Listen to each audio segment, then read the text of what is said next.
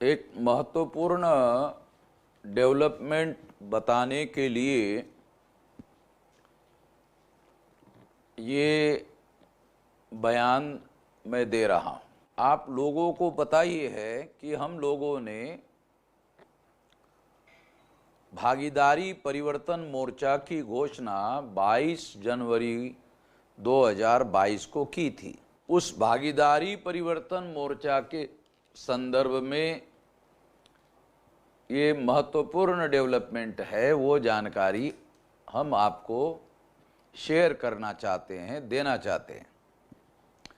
इसके लिए मैं ये बयान दे रहा हूँ। हम लोगों ने और ख़ास तौर पर मैंने खुद पहल करके भागीदारी परिवर्तन मोर्चा बनाया था। इसके बनने की प्रक्रिया पिछले साल से चल रही थी और लगातार इस प्रक्रिया को हम लोग चला रहे थे। और ख़ास तौर पर प्रो बीजेपी मीडिया ये प्रचार कर रहा था कि उत्तर प्रदेश में केवल समाजवादी गठबंधन विरुद्ध बीजेपी गठबंधन, इनकी ही निकटतम टक्कर चल रही है। और ये जो प्रो बीजेपी मीडिया ऐसा प्रचार करने में लगा हुआ था, इसमें उनका फायदा था, खास तौर पर बीजेपी का फायदा था। इससे उनको हिंदू मुसलमान का मामला खड़ा करने का मौका मिल रहा था। ये एक महत्वपूर्ण बात थी। इसी वजह से प्रो बीजेपी मीडिया समाजवादी गठबंधन वर्सेस बीजेपी गठबंधन के प्रचार में लगा हुआ था। मगर इससे कुछ खतरा था। उस खतरे को ध्यान में रखते हुए वो समाजवादी गठबंधन में और बीजेपी गठबंधन में 10% वोटों का अंतर भी रखता था। जब वो बीजेपी को 41% वोट दिखाते थे, तब समाजवादी को 31% वोट दिखाते थे। खबरदारी भी लेने का काम वो कर रहे थे। ये प्रो बीजेपी मीडिया इस तरह का माहौल बनाने के पीछे लगे हुए थे। और कुछ हद तक ऐसे कहा जा सकता है कि समाजवादी और बीजेपी के बीच में ये म्यूचुअल लड़ाई होने का प्लान बनाया गया था, ऐसा राजनीति समझने वाले लोगों को लग रहा था। राजनीतिक पंडितों का ऐसा ओपिनियन बन रहा था। हमारा ये मानना था कि जब तक उत्तर प्रदेश में महागठबंधन नहीं होगा, तब तक बीजेपी को परास्त करना संभव नहीं होगा। क्योंकि सेंट्रल में बीजेपी है, स्टेट में भी बीजेपी है और बहुत ज्यादा संख्या में सीटें, 300 सीटें जीत करके लगभग वो आए थे। इसलिए उनको इस चुनाव में परास्त करने के लिए महागठबंधन बनाए बगैर परास्त करना संभव नहीं है। अकेले समाजवादी इसको परास्त कर सकती, इसको मानने के लिए हम तैयार नहीं थे।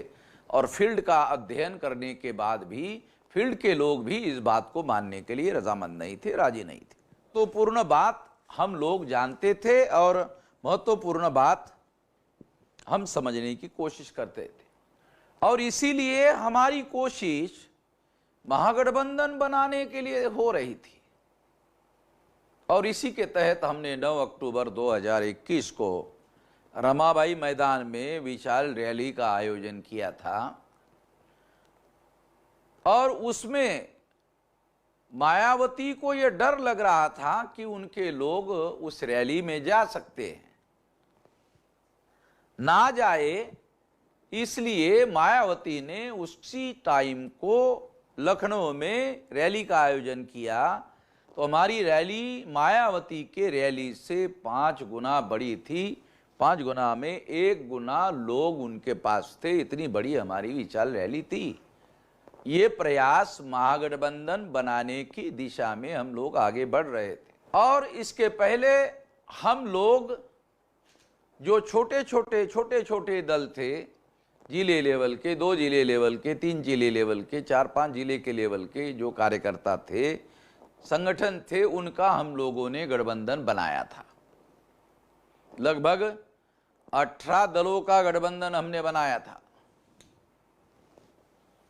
और इसको लेकर हम चल रहे थे और ये सोचकर चल रहे थे कि यदि समाजवादी पार्टी के साथ अब हमारा गठबंधन बनने के बाद गठबंधन होता है तो ये महागठबंधन हो जाएगा, यदि कांग्रेस के साथ होता है तो ये गठबंधन की जगह महागठबंधन हो जाएगा, क्योंकि कांग्रेस उत्तर प्रदेश में चाहे कमजोर पार्टी हो मगर है तो राष्ट्रीय पार्टी, इसलिए उसके साथ गठबंधन से ये गठबंधन महागठबंधन हो जाएगा। एमआईएम के साथ हमारा गठबंधन होता है, ओवैसी साहब के साथ हमारा गठबंधन होता है तो ये महागठबंधन हो जाएगा। ऐसा हम लोगों को, सारे उत्तर प्रदेश के लोगों को बताना हमने शुरू किया। हमने 9 अक्टूबर की रैली के बाद में जो समाजवादी पार्टी का परिवार है, यादव परिवार है, मुलायम सिंह परिवार है, या अखिलेश यादव परिवार है, वो इटावा जिले के रहने वाले हैं, सैफई के रहने वाले हैं, जो इटावा से 23 किलोमीटर दूर पर है। हमने वहां पर जीआईसी मैदान, गवर्नमेंट इंटर कॉलेज के मैदान पर हमने रैली आयोजित की और हमने जानकारी की कि क्या समाजवादी पार्टी ने कभी जीआईसी ग्राउंड पर कोई रैली आयोजित की थी, तो कहा कि आज तक उन्होंने कभी भी जीआईसी मैदान पर रैली आयोजित नहीं की थी। हमने उसी ग्राउंड को बुक किया और उस ग्राउंड को हमने भर दिया, पूरा भर दिया, और समाजवादी पार्टी के इतिहास में उन्होंने कभी इस तरह का वो ग्राउंड नहीं भरा था, वो ग्राउंड हमने भर के दिखाया। फिर उसके बाद इस लहर को आगे बढ़ाते हुए उत्तर प्रदेश में 18 मंडल है, 18 मंडल की 18 रैलियों का हमने सारे उत्तर प्रदेश में आयोजन किया और वो सारी रैलियां बड़े पैमाने पर सारे उत्तर प्रदेश में होती रही। जब सारे उत्तर प्रदेश में बड़े पैमाने पर बड़ी रैलियां होती रही तो इन रैलियों में सहभागी होने वाले लोगों की संख्या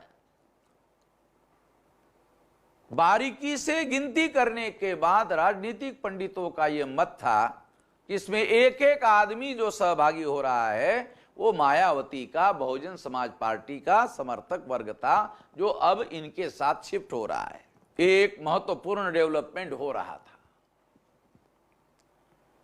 इसी प्रक्रिया में हम महागठबंधन बनाने में लगे हुए थे और हम ये घोषित भी कर रहे थे, लगातार अपने बातों में बता भी रहे थे, भाषणों में बता रहे थे कि हमारी वार्ता समाजवादी से चल रही है, हमारी वार्ता कांग्रेस से चल रही है, हमारी वार्ता एमआईएम के लोगों के साथ भी चल रही है। ये बात हम लगातार अपने कार्यक्रमों में बताते चल रहे थे और ये भी कह रहे थे कि जिनके साथ हमारा पहले गठबंधन होगा वो हम पहले घोषित कर देंगे, ऐसा भी हम लोग कह रहे थे। तो इस तरह से हमारा गठबंधन सबसे पहले ओवैसी साहब के एमआईएम के साथ में हो गया और 22 जनवरी 2022 को हमने रिनासेंस होटल में बहुत बड़ी क्राउडेड प्रेस कॉन्फ्रेंस लेकर के घोषित किया। उस कॉन्फ्रेंस में हमने भागीदारी परिवर्तन मोर्चा घोषित किया। पहले हम लोगों ने राष्ट्रीय परिवर्तन मोर्चा बनाया था, उसका नाम थोड़ा बदलकर भागीदारी परिवर्तन रखा गया और ये जो भागीदारी परिवर्तन बनाया गया तो उसके प्रेस कॉन्फ्रेंस में 3 महत्वपूर्ण बातें घोषित की गई। एक कि हम 5 दल के लोग मिलकर, जिसमें मुख्यतः हम 3 दल थे मगर टोटल दल 5 दल थे, छोटे 2 दल थे, तो उसमें मेजर 3 दल थे। एक एमआईएम था, दूसरा, राष्ट्रीय परिवर्तन मोर्चा के अंदर शामिल समस्त घटक दल थे, बहुजन मुक्ति पार्टी भी उसमें शामिल थी, और भाभी सिंह कुशवाहा की पार्टी जन अधिकार पार्टी भी उसमें शामिल थी। तो इनके द्वारा हम लोगों ने ये घोषित किया कि 3 और लगभग 5 दलों के साथ लोगों को मिलकर भागीदारी परिवर्तन मोर्चा हम लोगों ने बनाया है, और ये हम इसको घोषित कर रहे हैं, हम मिलकर उत्तर प्रदेश के चुनाव में चुनाव लड़ेंगे। दूसरी बात ये घोषित की गई, सवाल पूछा गया कितनी सीटें लड़ोगे, तो घोषित किया गया 403 सीटें लड़ेंगे। और उसके साथ साथ ये भी घोषित किया गया कि क्या सीटों का बंटवारा हो गया, तो ये भी बोल दिया गया कि 380 सीटों पर हमारी सहमति हो गई है, 5% सीटों पर हमारा बातचीत चल रही है, उस सीटों पर विवाद है, उस पर हम लोगों को 5% सीटों पर हम बहुत आसानी से ये मामला 3 दिन में हल कर देंगे। ऐसा ये प्रेस कॉन्फ्रेंस हुई, और वो प्रेस कॉन्फ्रेंस बहुत धमाकेदार हुई और सारे देश भर में इसकी चर्चा हुई, बड़ी चर्चा हुई। बाद में ओवैसी साहब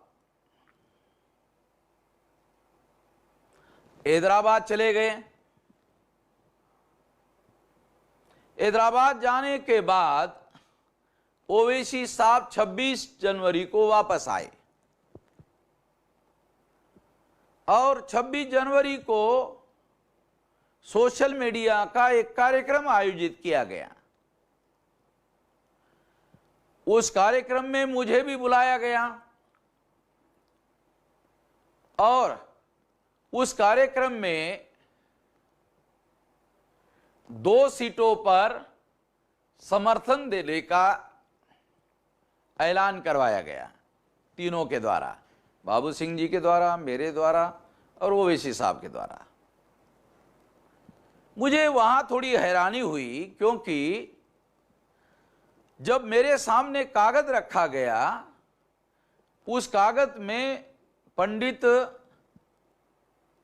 झा नाम के व्यक्ति को साहिबाबाद से कैंडिडेट बनाया गया। मुझे पहले बताया नहीं गया, मुझे जानकारी नहीं ली गई, मेरे नोटिस में नहीं रखा गया, और अनाउंसमेंट करने का जब समय था, उसी समय टेबल पर मुझे कागज दिया गया। तो मैंने अवरोध करना अच्छा नहीं समझा, इसलिए मैंने ये सोचा कि मैं अभी ये बात कह देता हूं, इस पर बाद में बात कर लूंगा। तो पहले तो यहां से ये बात जो है ये गड़बड़ होना शुरू हो गया। मुझे नहीं मालूम था कि इसके बारे में बाबू सिंह कुशवाहा की सहमति पहले ली गई थी या नहीं ली गई थी। ये भी आश्चर्यजनक बात थी कि एमआईएम के तरफ से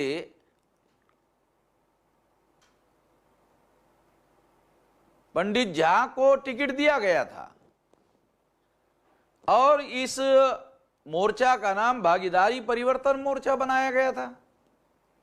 तो हम समझ रहे थे कि एमआईएम मुसलमानों के प्रतिनिधित्व के लिए देश में लड़ाई लड़ रही है, ये लड़ाई लड़ना जायज है, और उनको रिप्रेजेंटेशन मिलना चाहिए, संख्या के अनुपात में मिलना चाहिए। ये हम पहले से बात करते थे, और अगर कोई ऐसा बात कर रहा तो ये बात जायज है, ऐसा हम मानते थे।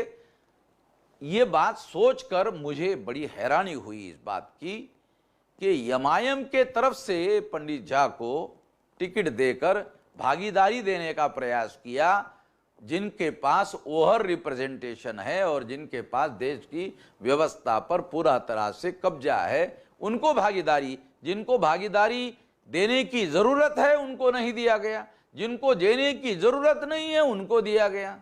तो ये बहुत बड़ी हैरान करने वाली बात थी। वहां से मुझे थोड़ा खटका लगना शुरू हो गया।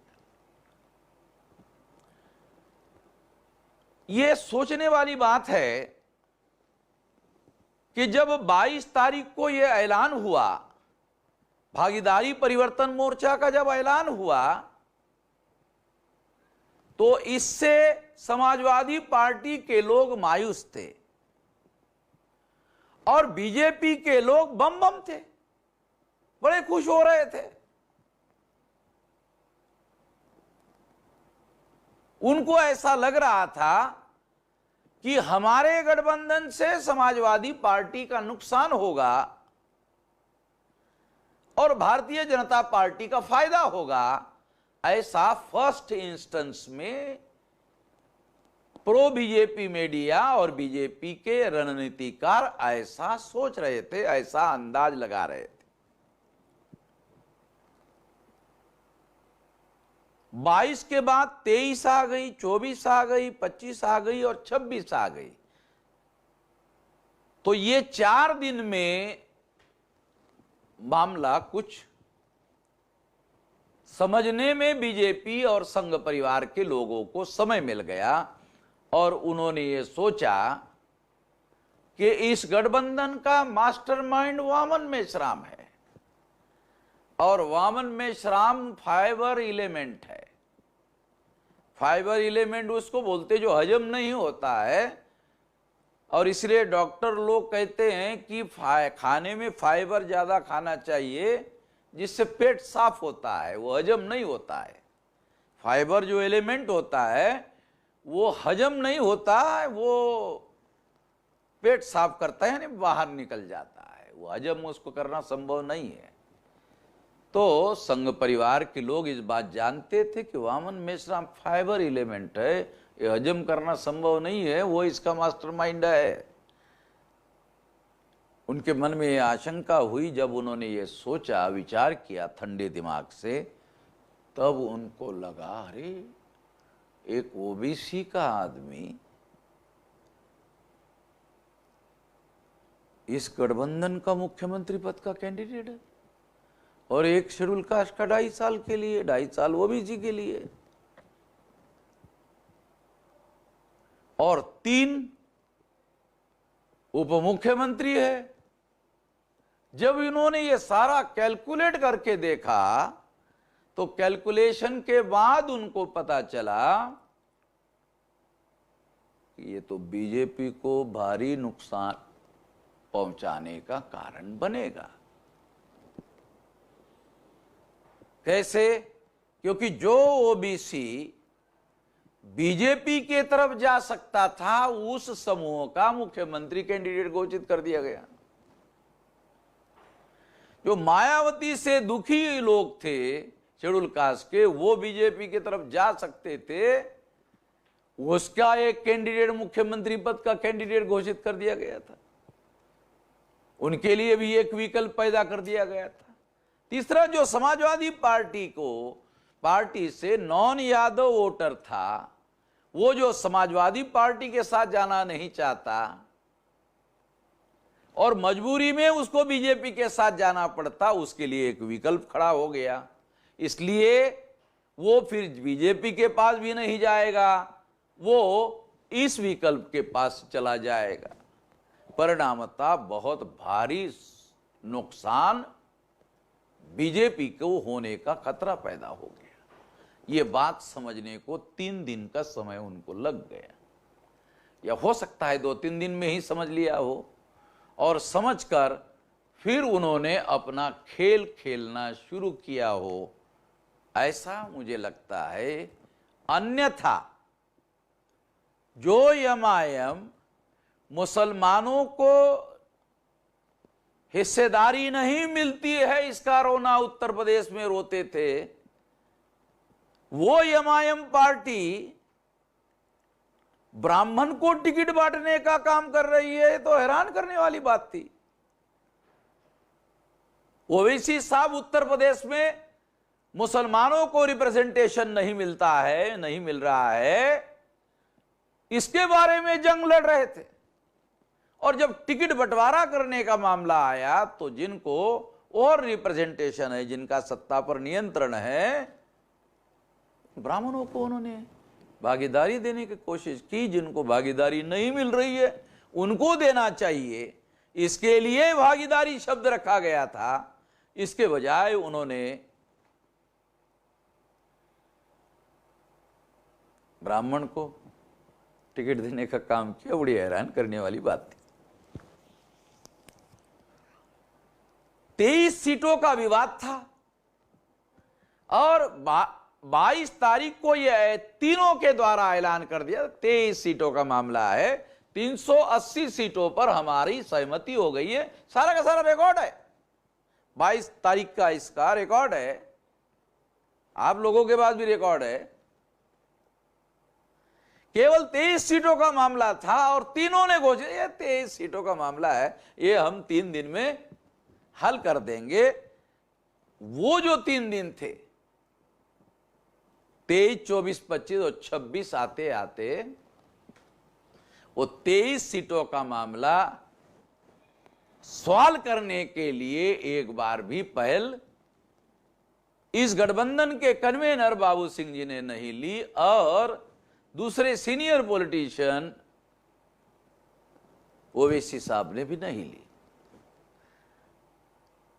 यह हैरान करने वाली बात है कि विवादित सीटों पर समस्या का समाधान करने के लिए पहल करने के बजाय जिन सीटों पर 380 सीटों पर सहमति हो गई, उन सहमति के हमारे हिस्से के सीटों पर एमआईएम के द्वारा और दूसरी तरफ जाप के द्वारा, क्योंकि एमआईएम की 14 सीटों का विवाद था और जाप की 9 सीटों का विवाद था, टोटल 23 सीटों का विवाद था। और इस तरह से ये सीनियर पॉलिटिशियन लोग हैं, मैं तो पॉलिटिशियन हूं नहीं, तो बहुत आसानी से इस मामले का, और कहा भी गया था ये तो बहुत छोटा मामला है, ये हम बहुत आसानी से हल कर लेंगे, ये भी रिकॉर्डेड बातें हैं, मगर बहुत आसानी से हल होने वाला मामला हल क्यों नहीं हुआ, ये सबसे ज्यादा हैरान करने वाली बात है। वो तो हल हुआ नहीं, जिन 380 सीटों पर सहमति हो गई थी, हमारे हिस्सों के सीटों पर ग्रैब करने की कोशिश की गई। हमारे हिस्सों की सीटें जो है परस्पर बांटने का और परस्पर सीटें घोषित करने का कार्यक्रम जो है घोषित करना शुरू हुआ। सारे उत्तर प्रदेश में 22 तारीख के प्रेस कॉन्फ्रेंस ने और देश भर में जो अनुकूल वातावरण बना था, वो सारा अनुकूल वातावरण हर जिले में विवाद खड़ा हो गया। हर सीट पर हर जिले में विवाद खड़ा हो गया और इस विवाद ने वातावरण को, अनुकूल वातावरण को एकदम आपसी लड़ाई झगड़े में रूपांतरित कर दिया। मैं समझ नहीं रहा हूं अभी तक कि इतने सीनियर पॉलिटिशियंस लोगों के द्वारा 23 सीटों का मामला क्यों नहीं हल किया गया, मुझे अभी तक समझ में नहीं आ रहा है। और जिन सीटों पर सहमति हो गई थी, उन्हीं सीटों पर डाका डालने का प्रयास एमआईएम के द्वारा भी और बाबू सिंह के द्वारा भी हो रहा था।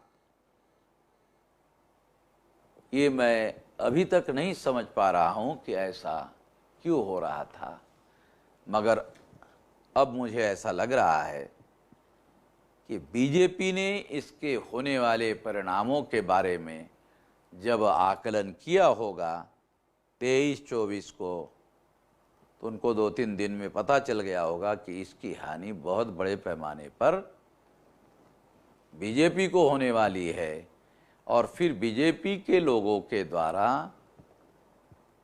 ये प्रयास किया गया होगा, ऐसा अनुमान निकालने के लिए बहुत सारे तथ्य उपलब्ध है। उसके आधार पर ये बात मैं कह रहा हूं कि बीजेपी और संघ परिवार के द्वारा काउंटर करने के लिए ऐसा किया गया होगा, ऐसा मुझे लगता है। ये मेरा अनुमान है, क्योंकि इसके लिए अनुमान के लिए बहुत सारे तथ्य अवेलेबल है। उसमें पहले नंबर का तथ्य ये है कि ये 23 सीटों का मामला था, बड़े आसानी से हल होने वाला मामला था। हम लोगों को बैठकर ये तय करना था, एक बार भी बैठक करने की कोशिश नहीं हुई, हल करने की कोशिश नहीं हुई, और इसमें इंटरेस्ट नहीं दिखाया गया। ये हैरान करने वाली बात थी। ये होना चाहिए था। इससे जनाधिकार पार्टी को फायदा हो रहा था, इससे एमआईएम को फायदा हो रहा था, दोनों पार्टियों को बड़े पैमाने पर फायदा हो रहा था। दूसरे लोग भी बोल रहे थे फायदा हो रहा था, फायदा उनको दिख भी रहा था। इसके बावजूद भी उन्होंने छोटे मामले को हल करने के लिए पहल क्यों नहीं की, मैं अभी तक इस बात को नहीं समझ रहा हूं। तो इसलिए मुझे ऐसा लगता है कि उन्होंने नासमझी में ये काम किया, ऐसा मुझे नहीं लगता है। वो ना समझदार लोग हैं, ये तो मैं कहने के लिए राजी नहीं हूं। वो सीनियर पॉलिटिशियंस लोग हैं, उन्होंने नासमझी में ये किया, ऐसा मुझे नहीं लगता है। इसमें कोई थर्ड पार्टी ऑपरेटिव है, और थर्ड पार्टी ऑपरेटिव है क्योंकि हमने जो सवाल उठाए और लिखित रूप से डॉक्यूमेंट लेटर बनाकर उनको भेजा, उसका कोई जवाब आज तक हमें नहीं दिया गया। फॉर एग्जाम्पल, हमने ये कहा कि बाबू सिंह जी को कहा कि आप जिस समूह को बिलोंग करते हैं उसमें कुशवाहा, मौर्य, चाक्य और सैनी, इनकी 6% संख्या है। तो भागीदारी के सिद्धांत के अनुसार आपकी सीटें 24 बनती है। तो आपके सचिव ने कहा नहीं नहीं, हमारी संख्या 6% नहीं है, हमारी संख्या 20% है। तो हमने मान लिया ओके ठीक है, आपकी 20% है, तो आपकी सीटें बनती है 80। आपकी सीटें बनती है 80। आपको अभी तक दिया जा चुका है 145, तो ये परसेंटेज हो रहा है 37%, 36% से ज्यादा। और आप और 9 सीटें अगर मांगते तो 154 हो जाएगा, और ये 38% से ज्यादा हो रहा है। तो ये जो भागीदारी आपने डाला, हमने तो राष्ट्रीय परिवर्तन मोर्चा बनाया था, और राष्ट्रीय शब्द हटाकर वहां पर भागीदारी शब्द डालने के लिए बाबू सिंह जी ने आग्रह किया। तो भागीदारी का यह सिद्धांत है कि जिनको भागीदारी नहीं मिली उनको भागीदारी देने का काम होना चाहिए था। तो ये भागीदारी देने के लिए इनके द्वारा जो प्रयास किया जाना चाहिए था, उस हिसाब से ये भागीदारी उन लोगों को, यानी ले रहे हैं 36-37%, दे रहे हैं, टिकट बांट रहे हैं, 90% टिकट बांट रहे हैं कुशवाहा, सैनी, मौर्य, शाक्य को। ऐसा भी नहीं कि नहीं हम 52% को रिप्रेजेंट करते हैं, हम 52% को रिप्रेजेंट करते हैं और 52% को टिकटें बांट रहे हैं, ऐसा भी होते हुए देखने रहा है। तो यह मामला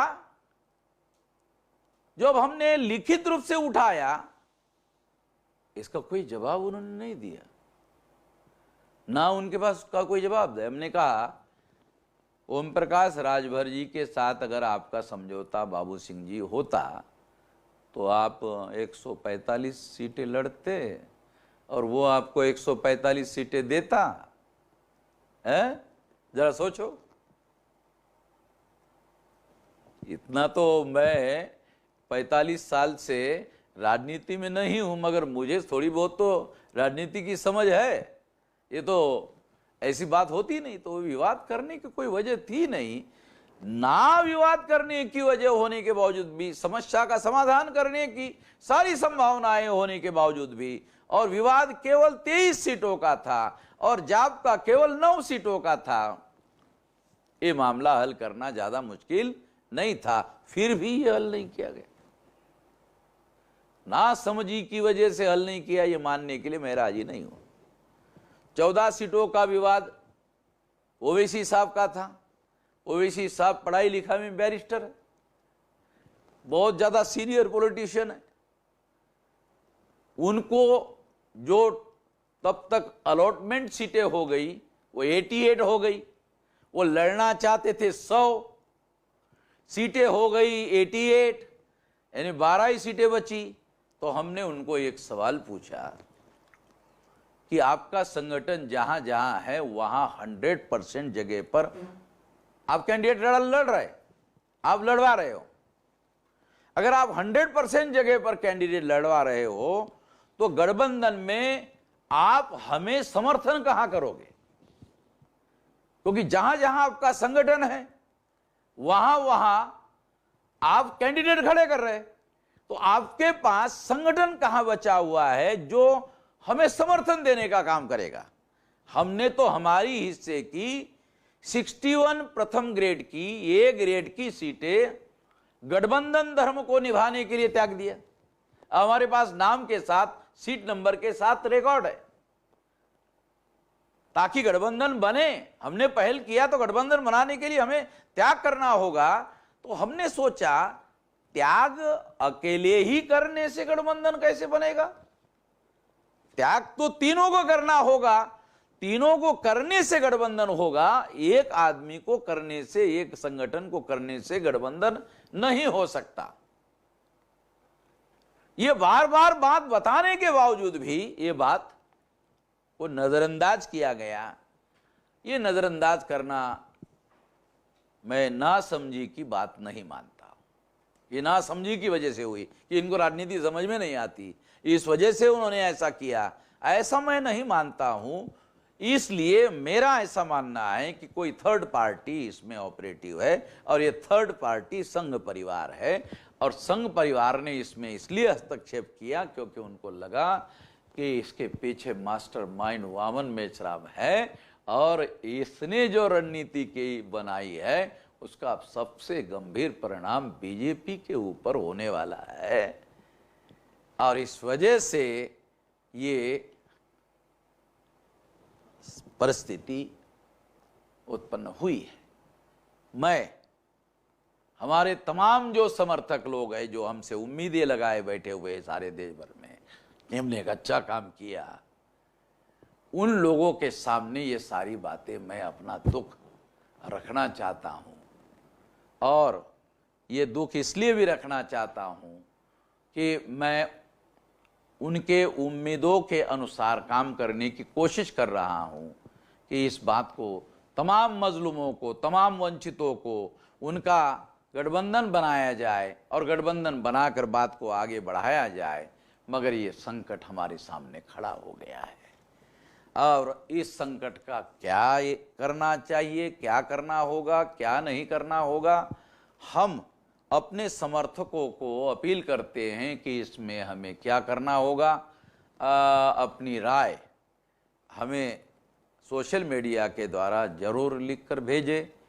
क्या करना होगा, ये बहुत गंभीर मामला है और 8-9 बार हमारे टीम ने इस समस्या का समाधान करने के लिए मीटिंगें की, बैठकें की, मगर जिनको समाधान करना है वो समाधान करने के लिए राजी होने के बजाय उन्होंने विवादित सीटों के बाहर 380 सीटों पर भी विवाद खड़ा कर दिया। तो मामला अनियंत्रित हो गया है और परिस्थिति बहुत ज़्यादा अनियंत्रित हो गई है। ऐसे परिस्थिति में क्या किया जाए, इस संकट में हम लोग फंसे हुए हैं। हम अपने समर्थकों को अपील कर रहे हैं कि वो इसमें हमारी राय देकर मदद करें। इस मौके पर मैं इतना ही कहना चाहता हूँ।